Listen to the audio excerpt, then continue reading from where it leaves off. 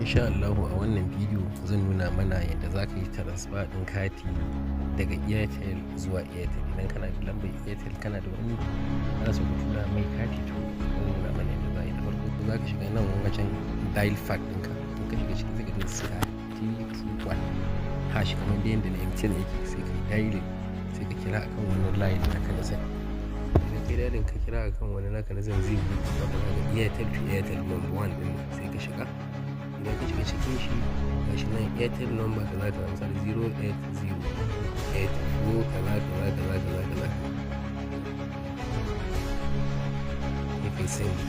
Idan ka shiga sending zai ce maka nawa kake so ka tura, ka sa misali naira 100 kada dai ka sa naira 50 sai ka danna send.